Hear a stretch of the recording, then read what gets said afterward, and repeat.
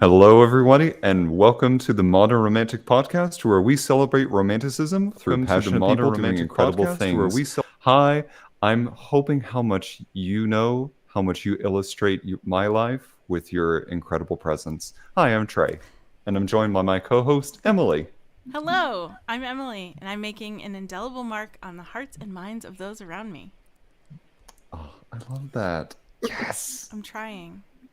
I might use the tools that one might use if they were a scrimshander. Okay. So just hold still. It won't take long. Now, with that segue in mind, Emily, I feel like you're wanting to introduce our fantastic guest today. I do, yes. Today we are speaking with Lori Ristinen. Lori is a scrimshander who does phenomenal artwork on things you might not expect. Um, Scrimshaw is the art form, from what I understand, and Yes. it means that you are etching images or creating images on things like bone and antlers.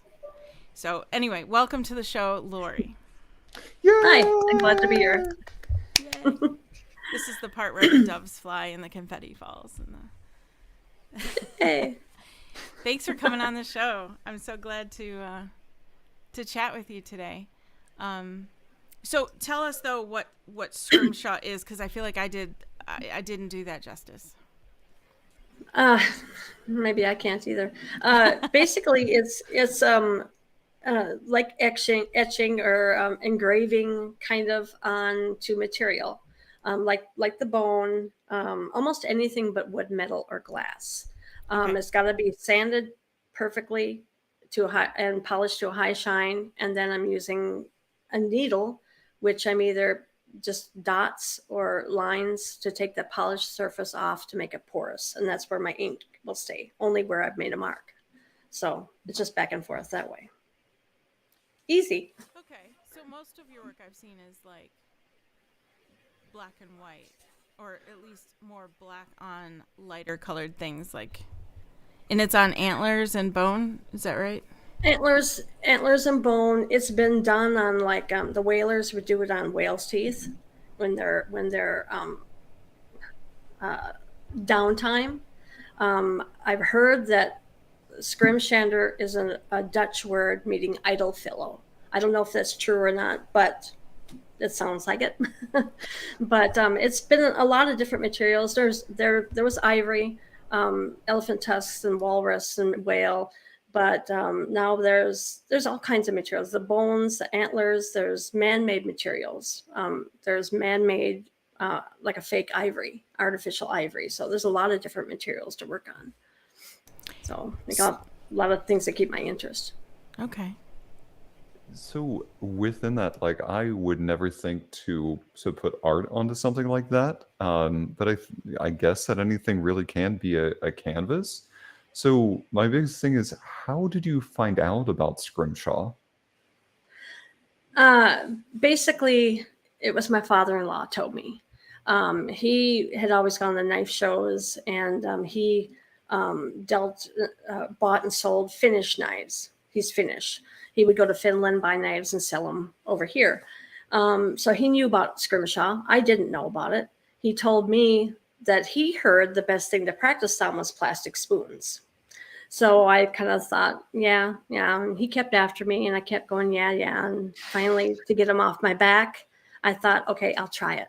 So I tried it on plastic spoons and just went on from there. So yeah, I remember from my first knife I worked on, and most of it has been knives uh, from knife shows that people give me and everything. But yeah, that's how I started. Well, correct me if I'm wrong. Like I read somewhere that found out or started getting into it about 1994. Is that correct? Yeah, that's where I learned about it. That's where I finally basically told my father-in-law that I'd try it. But yeah, since it was 1995, I've been doing this full time. So yeah, it's been a Wow. long, long time. Doesn't seem that long, but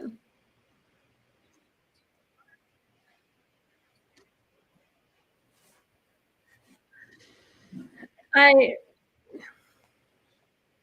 no, I'm fine. In high school, the only subject I liked was art. I drew a watercolor painted.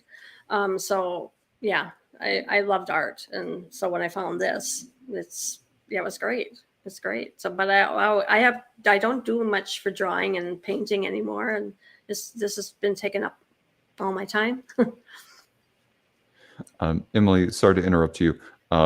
Cause is saying that that the audience can't hear you. Sure enough, that's because I muted myself for a second. Awesome. What was? I'll plug in my question later for the audio. Okay. Yeah, it was about whether or not you were an artist before this. Yeah, I guess because I was thinking like the imagery you do on your pieces is really intricate and really it's really well done. So like there's an owl or there's an eagle or and or like a water buffalo or something, and I see this little detail and I thought there's no way, like certainly people are naturally gifted maybe to just draw something from what they've seen, but I feel like to just dive in and be that good sounds like you must have had some kind of art background a little bit already. Yeah, I definitely did. I mean, people come up to me when I'm at a show and want to know how to do it, and if you need to be an artist, and I would say yes. You know, it does. You have to know drawing to get the proportion right and things like that. So, but there's different kinds of scrimshaw too. I mean, there's a lot of people that just like doing the ships and that kind of thing. But I like the ships drive me crazy with all the lines and everything. But I like the animals and realistic stuff. That's where I do the stipple. There's more rustic scrimshaw too. So people want that like on a powder horn or something.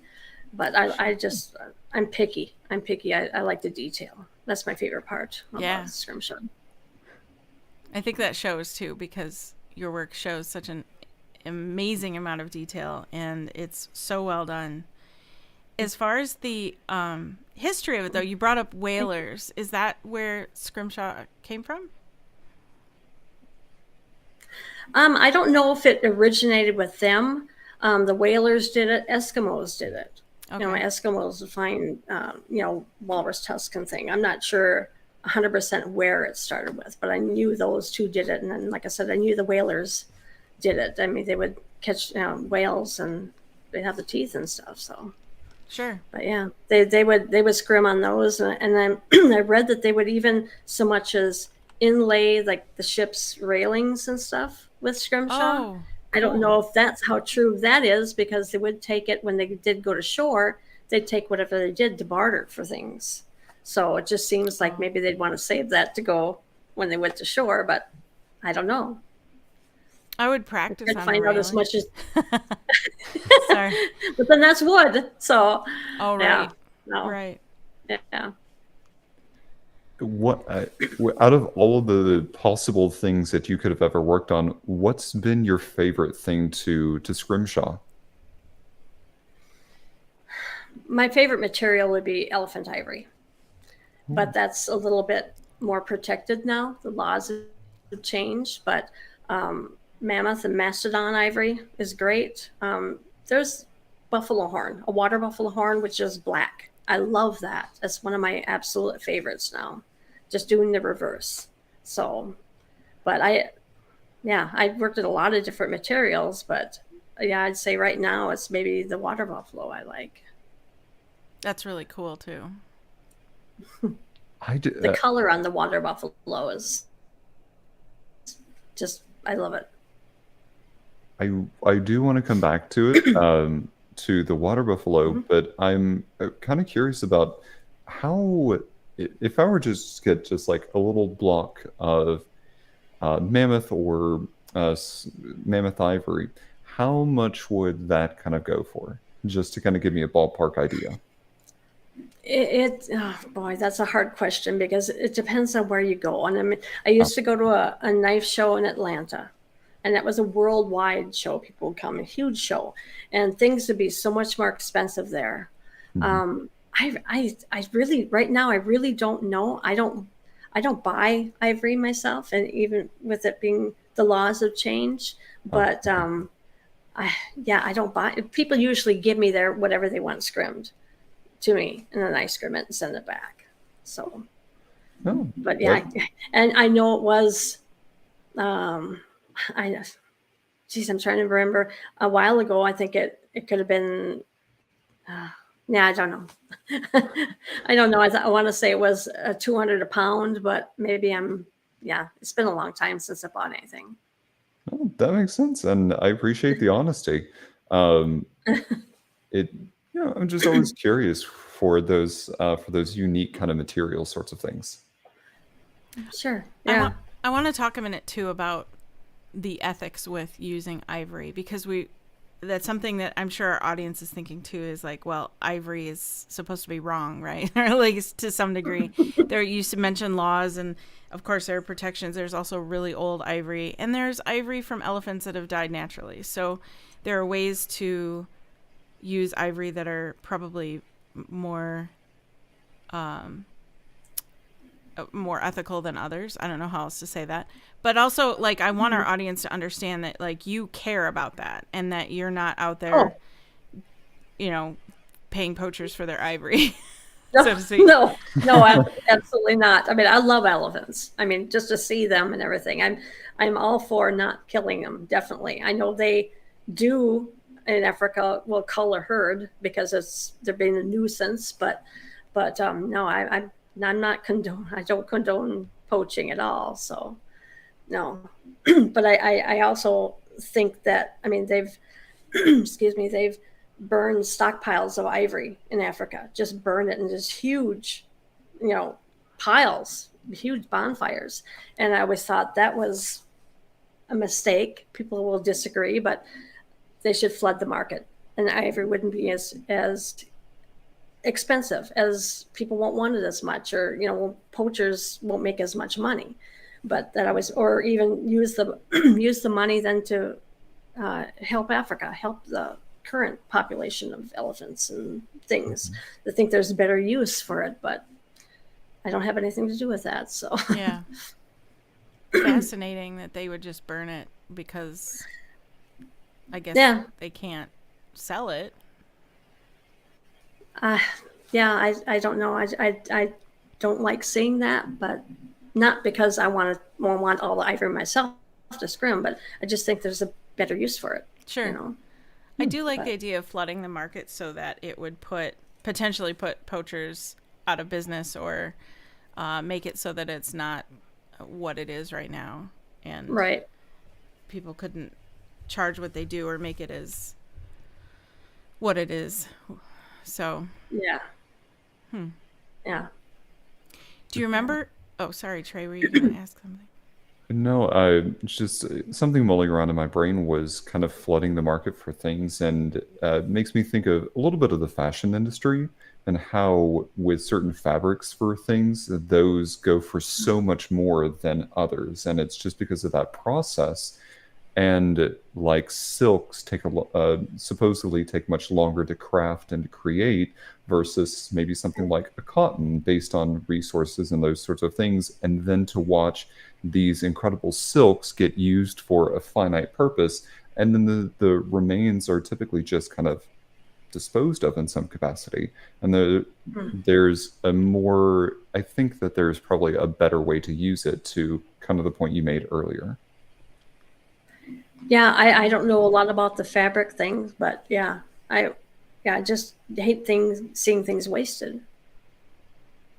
Yep, valid. There's a lot of waste in the fashion industry. I can't imagine. Do you remember how you went from practicing on spoons to selling your first piece? Do you remember the first piece you sold? Well, my first piece, after the spoons, was somebody had given me a knife to scrim. So it was a custom order. Okay. And he told me what he wanted on it. And I remember sitting there and just scared to actually make a mark on it, worried I'd make a mistake, on a spoon, if I make a mistake, you throw it away. It's a plastic spoon. Yeah. But this is someone's knife. It's just not the material itself. I mean, the whole knife was made, and if I just worried I'd make a mistake. But after I started on it, then I felt more relaxed and better about it. So, but yeah, I remember that very well. Very well. That's relatable. I remember cutting into $96 a yard tapestry once. And that's definitely a measure 10 times cut once situation. Oh, yeah. So, yeah, I get that. Not wanting to wreck the piece, this potentially one of a kind thing, or someone else's knife. Yeah, that's sure. Yeah, I mean, if I make a mistake, I have to sand it off and start over and repolish. So there is not quite so bad, but every time I sand, I'm taking the surface off and making that handle material thinner. And if it's an expensive material, and it wasn't at the time, it was a man-made material, but still, you don't want to make that side thinner than the other side. It was a folding, no, it wasn't folding knife, but it was two pieces together to make the knife. It wasn't just one piece. So you're sanding, making one side thinner. And so that's not something I want to do. That makes sense. Right. Yeah. We have a question in our chat. Is the color work of scrim art versus black and white more difficult? Yes. Yes. Just in the sense that you have to be careful when you put when you just work in black ink, wherever you put the ink and wipe it off, it's not going to change what's next to it. But if I was scrimming, let's say in blue, and then there was some part next to it that was yellow, I can't wipe that yellow over the blue. It'll make it green. I have to make sure you wipe it away from it. So you got to make sure you don't kind of paint yourself into a corner. Make sure you have an area where you can wipe it off. So you have to be careful that way. And it does take more time, definitely. If it's just like in browns, a monochromatic or something, it's not so difficult, not as difficult. But yeah, if it's full color like macaws, bright colored birds, yeah, you got to be careful. And it takes longer, definitely. I feel like you've had somebody request a macaw at some point. Actually, I have. There was a knife handle that I put a macaw on, and it will be one of my favorites. It was many years ago, maybe the first couple of years I started, and I just loved it. Yeah, yeah. And since I had done a piece for myself, which I've sold, but I think it was like 4x8, a flat piece. It was called micarta, and it's a man-made material. It's a paper micarta. There's layers. I'm not sure how it's made exactly, but there's layers of things kind of laminated together. And it's kind of like an acrylic, but I did a whole macaw scene in the jungle and everything, and greens, and yeah, that was fun. But yeah, that was one piece I did for myself, basically display, but I sold it before I finished it. But yeah, so I've done, I love the macaws, love the bright colors. Yeah. And you do feather work so well. I've seen some of your images with feathers on them, and that's so neat. Well, thank you. And you've had some unique opportunities to do scrimshaw on pieces of antler, bone, or whatever from extinct species as well, which I think is quite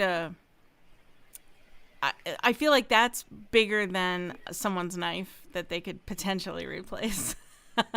So tell me about some of the extinct species.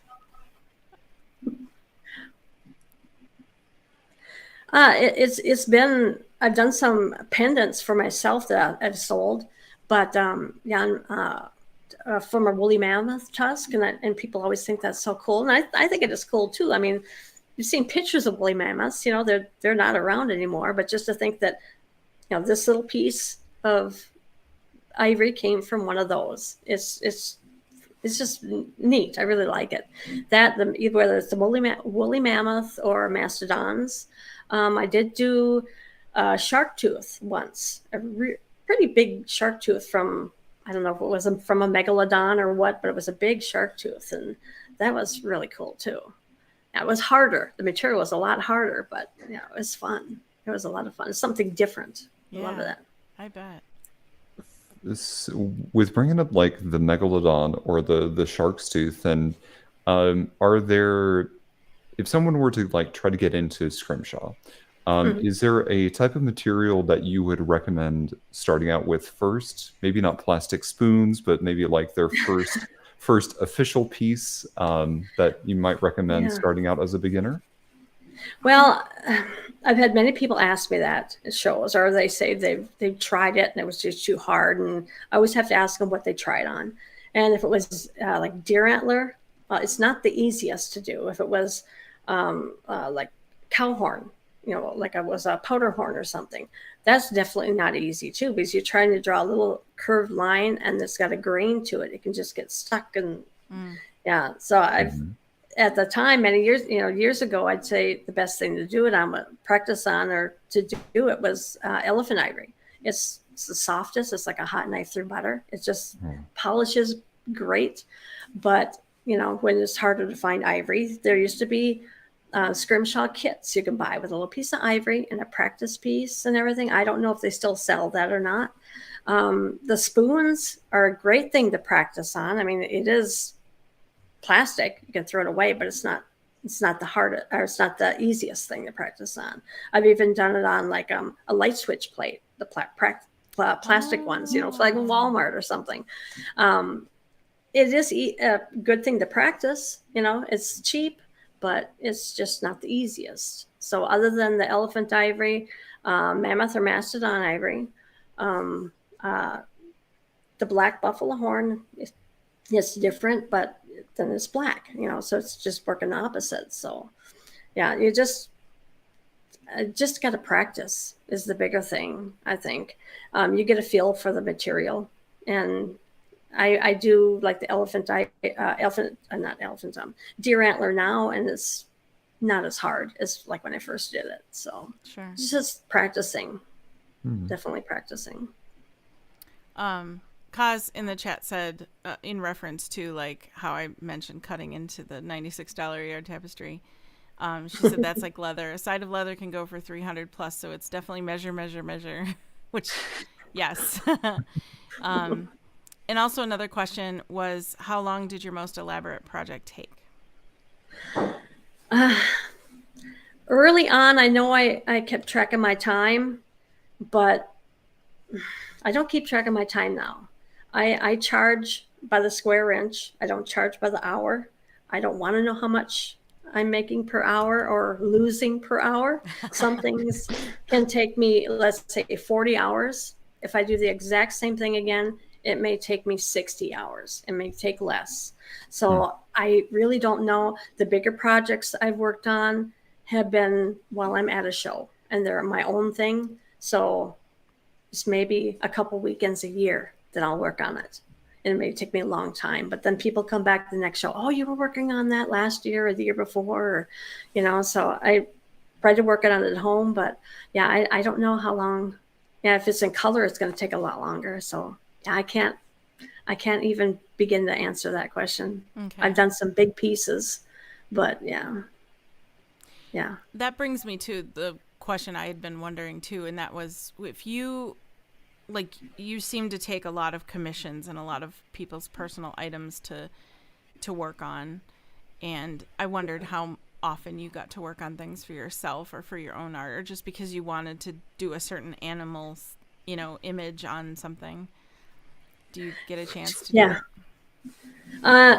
I always tell myself I'll work on my clients' things Monday through Friday, and my own stuff on the weekend. It never worked that way. There was always something that I was doing for someone else that I can't wait to do, and I'm having fun doing it. Right now I'm working on a guy's big knife and putting his dog on it. So I got him one side done, and the other side he's laying, and I'm going to put his favorite toy in there too, because he's passed away. I've done a lot of that. They're past pets and things, and that's a lot of fun. But I don't get a lot of time to do my own thing. I'm kind of been thinking that maybe I will make the time and I don't know how long I'll be taking orders. So I might just end up doing my own thing after 30 years or so, and just putting on my website. But I haven't totally made a decision yet. Right. But I really have a lot of ideas, and I have a bear skull at home I want to screw on so bad, but I haven't taken the time. I have done a grizzly bear skull, and right between the eyes and the forehead, and it was just fun. And I have a black bear skull at home I want to do. So, but yeah, so I got to take the time out to do my own thing sometime soon here. Yeah, I think so. You deserve that. Yes. I have fun, but I have fun with the things I have coming up too for my clients. So, right. That's good. I think that's important, because if you don't enjoy the process, you're spending 40 plus hours a week or whatever doing stuff you don't even want to do. So yeah, that's awesome. I think that's why have done it so long, and I haven't gotten sick of it. Yeah, because there have been such great ideas and things I've never even thought about doing or wouldn't have done myself. But yeah, it's kept my interest. So yeah. And one thing that I love that you have also said, because you don't just work on it Monday through Friday, like just in your own studio, you also take things with you to shows and you're working on them at the shows to kind of demonstrate the process. Do you find that engages clients more, or do you find that like brings in more people to ask questions about Scrimshaw? Or what kind of benefits have you seen from doing that live at a show? All of that, really. Number one, if it's a slower show, it gives me something to do. I never thought I'd be able to do it in front of people. My husband told me, you should scream at the table. I thought, no way, I can't do that in front of people. But now it was even early on, it was so easy. I'd get into it, and I'd be able to tune everyone out. And there's been many times, my husband comes to my show with me, and there's been many times he's kind of kicked me out of the table, that there's somebody standing there wanting to say something. I don't want to ignore anyone, but and then there's some people I'll right now, I make it a point to look up once in a while, just to try to be aware. And I'll look up and I'll say hi, and then they run away, like they just want to watch me work. And other people, they have questions. So yeah, I'll look up and I'll have a whole bunch of people at my table watching me work, and yeah, so it's all different kinds of things that whether they want to learn how to do it so they can see me do it, or interested in having something done. And people like to see it. So makes me happy I can do it. Just as like a personal note, there have been so many people that like in other avenues, I brought up fabric earlier and like sewing for things. And I've mentioned this a few times, but one of the things that I've been really appreciative of is having artists be very open about their process and not gatekeeping certain items. And that they share a lot of processes, recommendations, pitfalls, tips, tricks, etc. So I really just have to say thank you for being open and willing to share that with your audience. Yeah, well, I'm happy to. Like I said, I have many people come up, and even young kids wanting to know how it was done, and I tell them as much as I can, But yeah, I don't keep anything, to myself. But I don't want to get up in front of people and teach, but I'm willing to tell anyone what they want to know. And I've also said that they can email me if they have questions, and as they do it. And I know there's one woman I met in Atlanta. She would want to learn, and I told her what I knew, and she'd watch me. And I think the following year she came and ended up showing me what she's done, and she started doing it. And it was just great to see what she's done. I just loved it. So yeah, it's been fun. Yeah. There's a lot of people that don't want to tell you things.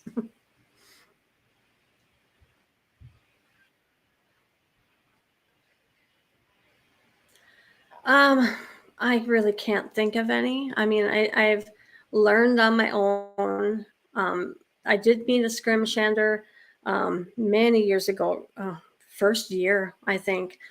His name is Kyle Duncan. He's passed away now, but I think at that time he was in his 70s, maybe.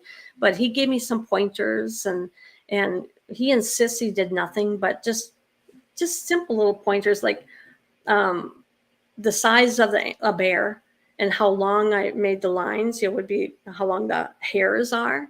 Maybe I got to keep that in mind. And I looked at it and said, of course. So he's given me pointers, but otherwise. For scrimshaw, no one else has given me pointers. Basically, I've learned on my own, tried different materials. I'm still learning. I would say I'm still learning. So, but as for a particular artist, yeah, I can't think of anything.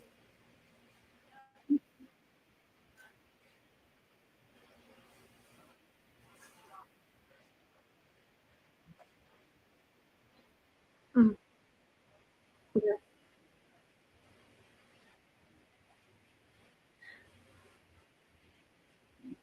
Yeah. Yeah. Well, I try to be. I mean, I do see pictures, or there's something an artist had done, and I just can't think of any artist name offhand, but things I really like, but I guess I try to stick to my own style. I guess I don't want to copy anyone, Right. that kind of thing. So, but I fixed my sound, by the way. I'm sorry. I did mute myself again, and they couldn't hear me. Future Emily, edit that part out. Thank you. Yeah. I'll need to re-record my question because it may not have recorded. So I can go back based on your answer and figure out what the question was. there you go. One thing that I can say, and like not copying, some people copy just to kind of get the feel for it or to get to be inspired for things. Yeah. So there's never a wrong thing or a right thing for copying, not copying. I think it really kind of depends on the projects that you're working on and who you are as a person. If you want to go and do your own thing, be blessed and go forward with as much conviction. Yeah. But if you want to copy and learn from some techniques of other people, there's a ton of benefit in doing that as well. So there's never a wrong or a right. Just maybe don't sell your copies because people pick up on that real quick. Yeah, definitely. Yeah. I know some photographers out there that were copied recently and have been involved with lawsuits. So Oh yeah, you have to be careful with things like that. So, I mean, if you're copying to learn and you're copying to be inspired and to hone your craft, I see nothing wrong with that, for sure. Yeah. No, I agree. You have to start somewhere, and if you're just starting out and as you do things, you realize what you like to do and maybe what you want to do something, do it differently or whatever. But yeah. Like I've seen people copy art just to see what it took to get the result that they were seeing, to learn what that process was, which I think is kind of where learning is at. So definitely. Right. And I think there's the thing about scrimshanders is, at least from my perspective, and maybe not from yours or Trey's, I don't know, or anybody else, you seem like one of the rarest art forms out there. Like I've seen some scrimshaw work one other place in my life ever, and it was one other guy I saw at a festival. And so this feels like a dying art. Is it, or would you say that's true? I don't think so. I think when I went to like that Atlanta Blade Show, is what it's called, the knife show in Atlanta. I think at the time I knew maybe there were 7 or 8 of us doing it there. Okay. So I think there's more than you think. Okay. And with going online, there's more people that were doing it than I didn't know back then. And I'm sure there were more even then that I didn't know. I mean, from other countries and things. So there's a lot of people out there, and I see new occasionally somebody I hadn't heard of before. So yeah, it's not as well known like photography or oil painting and stuff, of course. But yeah, I think there's more out there than you think. But okay, fascinating. To kind of echo onto that, coming from a theater background, the first thing I've heard of when I heard the first part of that was scrim, and I was like, "Oh, this is somebody who designs like the scrims for a theater." No, not for theater. No, very, very different. yeah, I'm a scrim shander. Is there a scrim shot? I do scrim shot. I scrim. So, but yeah. What is one conception that people have had about your work that you would maybe like to dispel the myth of? Oh boy. I don't know. I can't think of anything. Okay. I can't think of anything. No, That's that's good. fair. Yeah. Yeah, there must be something out there, but no. The closest thing I could even say, and it's not even scrimshaw, but every knife show I go to, there's at least one person, if not many, that say I should do tattoos. And no, that's not something I want to do. Yeah, no, I if I make a mistake, I can sand it off and start over. And tattoos, I can't. So, and I don't want to be that close to people. So, Yeah. Look, Barbara, whoever you are listening to this podcast, I know that your sugar scrub may do quite a bit for exfoliation. It's not going to rub off that tattoo. no. I think it would be neat to do with some of the things they do with tattoos, all the detail. But yeah, it's not for me. Not for me. But I can't think of anything else that. Yeah, I can't think of anything. There's a lot of good tattoo artists out there that could probably take something that you've done and put it on someone, like copy it onto someone's body part. Someone's skin. Oh yeah, skin is what I meant to say. Goodness. Skin. It's still a body part. But yeah, there's amazing detail some of those tattoo artists can do. I admire it. I love watching it done. Some of the shows I've watched without the drama, but just watching it done is so cool. Cool. But yeah, again, not for me. So is there a part of the process for you that, or is there a moment that you have when you're working or when you're even at a show or in any of your interactions or things, at what point do you go, yes, this is why I do what I do? I don't know. Sometimes with some things I could see some other scrimshaw and it just gets me excited. I mean, many years ago, my husband and I took a trip to Alaska. We drove up there, and in Anchorage there was a shop that sold scrimshaw, and there was things like a walrus skull with 2 tusks, and they were scrimmed. And after I saw all that, I just couldn't wait to scrim. So I see things like that just really gets me going. Yeah.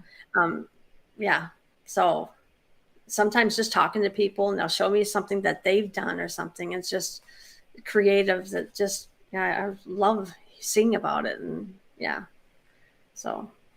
Yeah, that's good inspiration. Definitely. I was trying to see if Trey was about to ask. We do this all the time. Okay, fine.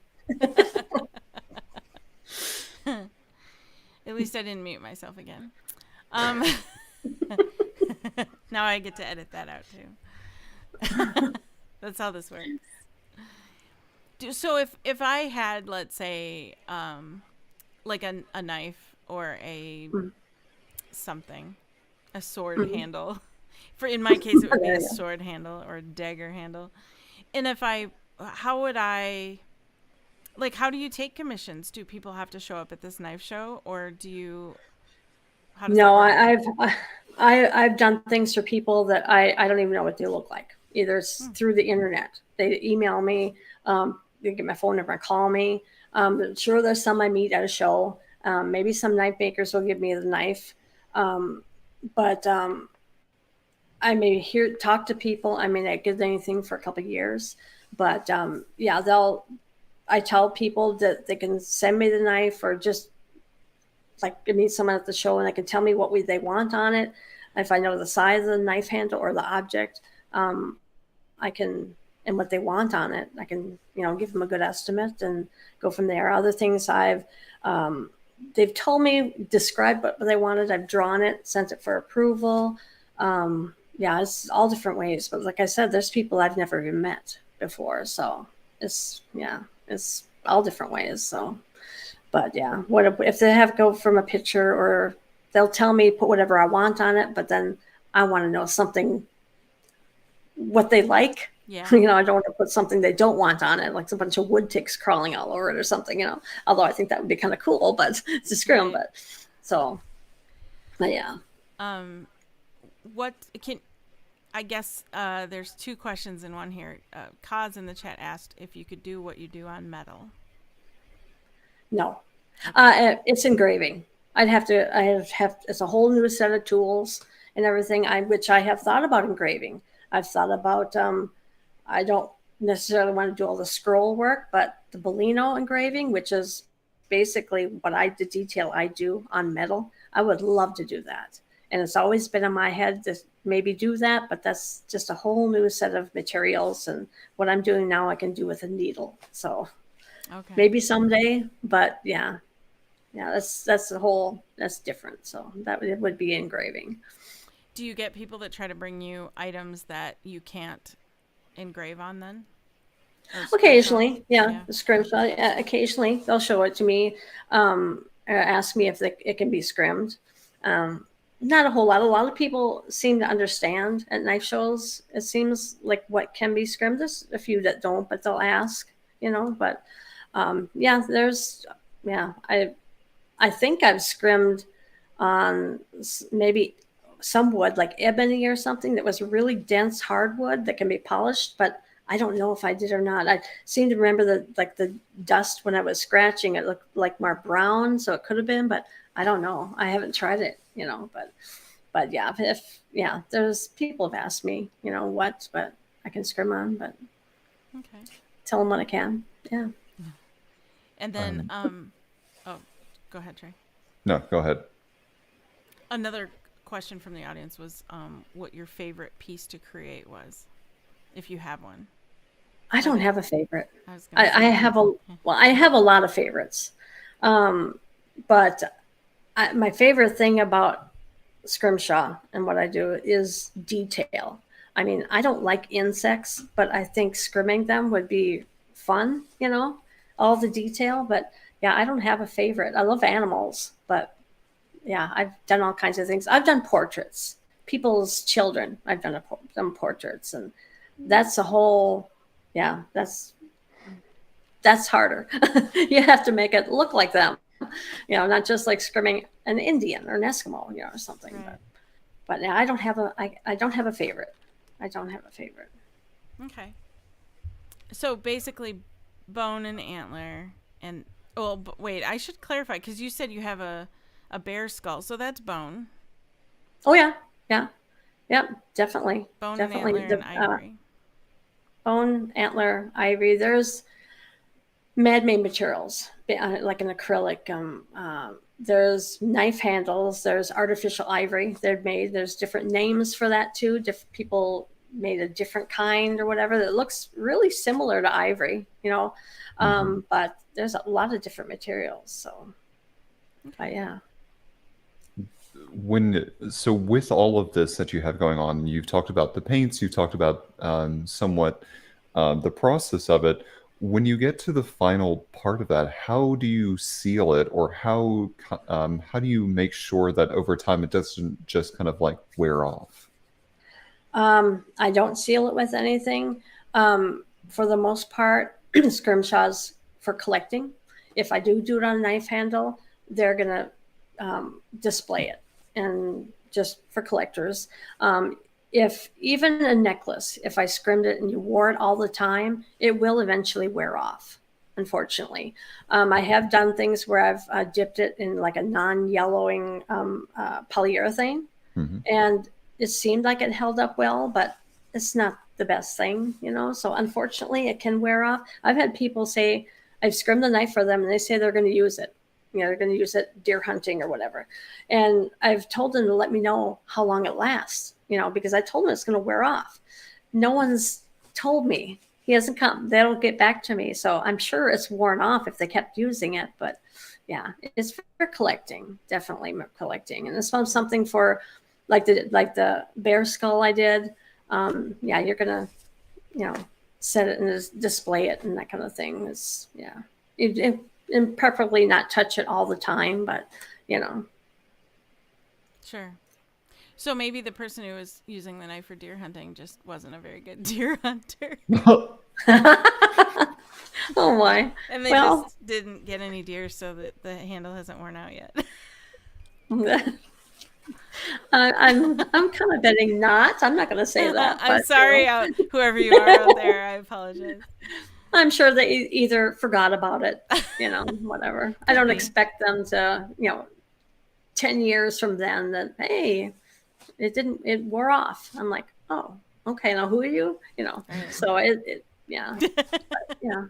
It would have been nice to know, It wasn't, I don't remember what it was, what I did on it, but it wasn't anything really colorful. It was just like a black ink. But yeah, I'm sorry. I didn't mean to cause said, Emily came for blood. It's a possibility. So I was just playing around with reasons why. And then I said them out loud, as I do. And now, as her co-host, I have to watch my back.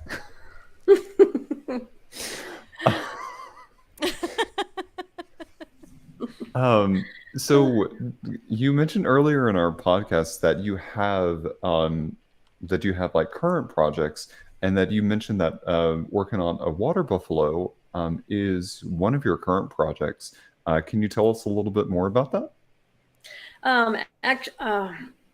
Actually, my current project is on a knife that's like I'm doing the dog on, but I have my own project. It is a black material, but it's actually Cape buffalo. Oh. And it's black, but it's part of the boss that's on the head, that big, that's what I got a piece of that I'm screwing on now. And that's my own project that I'll work on that shows, but it's in color. So that's, my first Cape buffalo material. It has to have a Cape buffalo on. So, but I've done a lot of water buffalo horn before. So, and that's been a lot of fun, but I like the black material. Yeah, we got to see it in person, and it is amazing. Not the water buffalo, but this Cape buffalo. It is so cool. Yeah. That black, and then you use like lighter inks then to. I use oil paint is what I use for the color. Just oil paint, artist oil paint right from the tube, and whatever color I need, and put it on there. But that color just looks. To me, I just love it on the black material. So it really shows up nice. Yeah, I love it too. Thank you. Sorry, we were looking at the chat here too. Because I'm nice, I promise. She really is. Mostly. I just cry off camera. Trey. He's gone.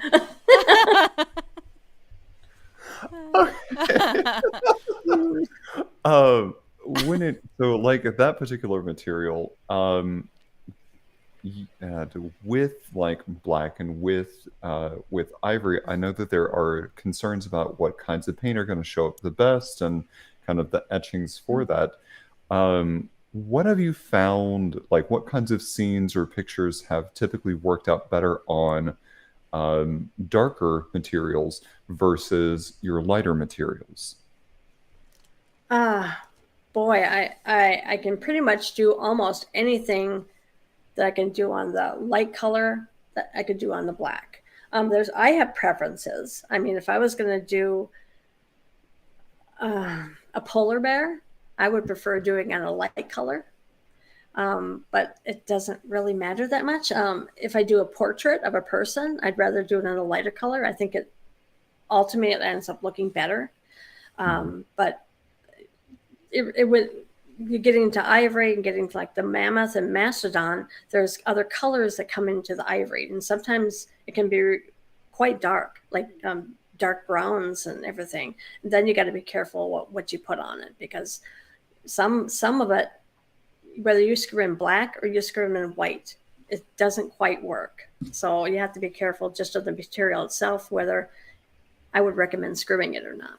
So yeah, but otherwise, as opposed to black or the white materials, I think you could pretty much do either or, whatever's the subject. Yeah. Right. And you're just using more color or not. And there was a piece that you had shown me that you talked about how you had, it was like had this orange streakiness through it, and it was really neat, and you kind of created almost like a sunset sky with that color already in there. Yeah, that it was an elephant scene. It was an elephant and it had some antelope. It was requested. It wasn't my piece, but yeah, there were rusty browns in there, and I did some blue in the sky and a little bit of green and a little bit of white in the tusk, because it got into the dark brown, a darker color, and just kind of lightened it up. But yeah, that tusk was beautiful as is without me scrimming on it. It's just colors. And I had since met somebody at the knife show. He had saw that, and he's been to Africa, and he said that's exactly what it looks like there, like in the safari. I've never been there. I am going there, but yeah, he said that. So that looked perfect. But I'll find out maybe. So you're going there? Yeah, that's one thing. When my husband's getting close to retiring, and that's the one thing we want to travel. And if I could go anywhere in the world, it's Africa. I'd like to go there. I don't care about the cities. I want to see the elephants. I want to see this go on a safari. So we're going to go on that. We're going to go see Victoria Falls. And then it just kind of popped in my head at the time, I want to see the mountain gorillas. I want to see the mountain gorillas. So, but we'll go there once he retires in maybe 4 or 5 years. So that'll be cool. A previous guest on our podcast was able to get very up close and personal with elephants. Took and said, sweet as cherry pie, just some of the most delightful creatures. But she was able to get so close to them that it like wrapped their trunk around her. How cool! No, I don't remember from the story if like it picked her up or anything, but I do remember like it was just kind of like that, just nice touchy moment. He hugged her. Yeah, that was Jude Devereaux. Mm-hmm. Oh my gosh, how cool would that be? Oh, so when you get to Africa, we do expect to get pictures back of you with like the trunk wrapped around you. Yeah, I'd like that. I'd like so that. Great. Definitely. Yeah. Or then it'll turn into, no, I actually got picked up and like 6 feet off the ground by this thing. The elephant carried away. Maybe I don't want to go that far, but yeah, I'd love to get that close. I read it was an article when I talked about going to Africa, and I wanted to see the gorillas, and they said that there was whoever wrote the article said that you can get real close to them because the gorillas are used to you seeing them, going up there, and they said that one mother and a baby walked by, and she must have felt that they were a little too close, and she took her hand and just kind of pushed them away. And I thought that would be so cool. I want that experience. Yes. It's scary, but I want that experience. So yeah, I want to get up close with gorillas. I scrimmed them on a buffalo horn, water buffalo horn. So I just they're so cool. Yeah, what a great experience that would be, and a cool story to bring home. Like, oh, I know. I would love to spot say where that the gorilla pushed me away. Yeah. Oh, this is my fractured femur from the gorilla. This isn't a femur, but okay. Well, hey, I know music. I don't know anatomy. All right. April's over here going, Trey. I understand where my opportunities lie in my own learning. Thank you. um, my manager was actually telling a story. She took her like 2 or 3 year old daughter to a zoo where they had some gorillas, and the gorillas apparently had just given birth. And so Oh. there was a parent that was standing at the observation window, and her daughter was like very scared because it's her first time seeing a gorilla, and she's like maybe a foot and a half tall. Oh, Um, jeez. and so she just like timidly walked up there, and then the gorilla just like straight up just turns around and just glares at this child. And then there's like, and then you get videos of them like seeing small children and go recognizing that they're small and go, oh, I have a small child, and like run off to go grab them and bring them back to the observation window. Just Yeah. super cute. Yes. Yeah, there's a I love video that. recently of a gorilla that recognized that a woman was pregnant. Yes, I've seen that. Yeah, I've seen that. Oh, that's just cool. yeah, That's so cool. neat connection. Really, what we're doing Absolutely. here is just drumming up your desire to get to Africa so we can like push yeah. it on your husband to do a little bit more. Absolutely. No, I can't wait. I thought at the time that was where I wanted to go the most, and it's expensive, and I thought, okay, when the Winter Olympics were in Canada years ago, I saw they had a special about the polar bears. I thought, I know, like I want to go to Churchill and see the polar bears. I thought it's got to be cheaper. Well, it wasn't. I wanted to go in a smaller group, but that's the other thing. We'll eventually go see the polar bears too, where I want to be in the tundra buggy and have I've seen pictures of polar bears standing up, looking in the window at you, and you're just the window between you. I want to see that. I want to see that so bad. Oh. But yeah, I have a lot of things I want to do. Fuel for my scrimshaw. Pictures. Definitely. Yeah, I hope you get to do all of that. Yes. Yeah, me too. Me too. That's what I want to do is travel. So perfect. You need to get her in touch with Doug Talbot then too. Yes. So, for anyone listening, you can, or watching, you can find Lori's work at LoriRistinen.com. It's LORIS. I'm sorry, I messed it up. LORIRISTINEN.com. Yes. And you can find pictures of her work, and you can contact her that way. You can send her funds for her travel and expeditions coming up. There you go. And support her adventures so that she can go see polar bears in person. Polar bears and elephants and gorillas. Oh my. Oh yeah. Oh my. Yeah. Almost Lori, gives you goosebumps. Lori, the one thing that I would kind of like to ask, we asked earlier if there was like a particular material for beginners that you'd recommend. But now kind of more generally, what advice do you have for those that are wanting to get into scrimshaw more? Just what advice? I would say if whatever material they try it on, just keep practicing. Don't just try it on one material and think, oh, this is too hard, I can't do it. Try it again on either the same material or try something different. Just practice. That's, I think, the most important thing. You may find a material that's hard, but the more you do it on that material, the easier it gets. But yeah, try different materials, different ways of scrimshaw. I mean, I use a needle, but you can use almost anything. You can make your own tool. You can use like an X-Acto knife. You get a different look and stuff. Just keep practicing. Practice is, yeah, I think probably the biggest thing I could say. Yeah. That's really good advice. Yeah, solid. I'm actually working with velvet for the first time and trying to sew with that. And no, not Emily's cat velvet. I did think that at first. So I'm working with that. I've wanted to chuck it across the room many times. Many times. I don't think that's easy to work with. Yeah, I don't think velvet's easy to work with. It is Lots not. of pins.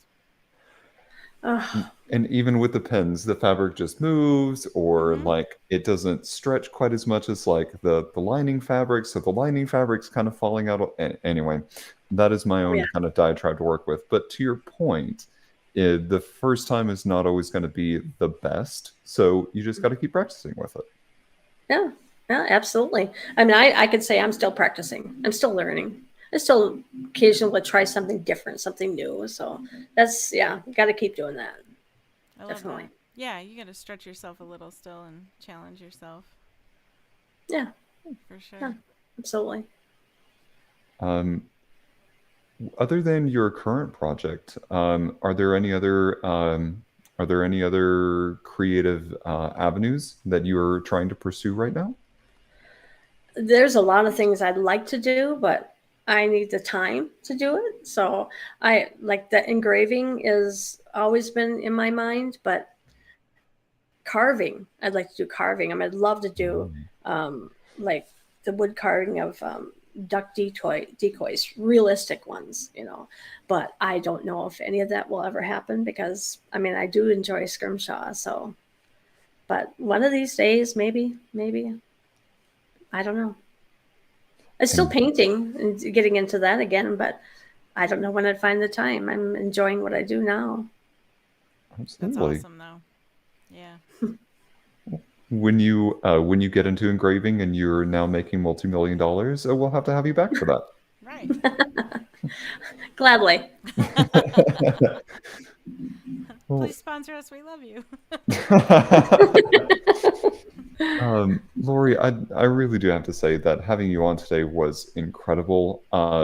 I have learned so much. You've given a lot of really wonderful advice, and looking at a lot of the portfolio on your website, it's very clear how talented you are. So for your 30 years of practice, it really does show how amazing you are. Well, thank you. I appreciate that. Really do. With that in mind, I will tell you I may not get into scrimshaw because no one needs these like flabby hands working with the scrimshaw. No one needs that. So more than anything, I really respect the work that you do. And with that in mind, as we bring the show to a close today, this episode, along with probably every other episode forever and ever, will be in memory of Joe Capone, our moderator, fellow comedian, passionate encourager, and greatly missed friend. You can find us pretty much wherever you tune into podcasts. For updates, announcements, and more, please follow us on social media under Modern Romantic. Thank you, everybody, and I hope you have a day where an elephant hugs you. Aww. And don't forget to leave an indelible mark on the hearts and minds of those around you. Bye. Bye, everybody. Bye.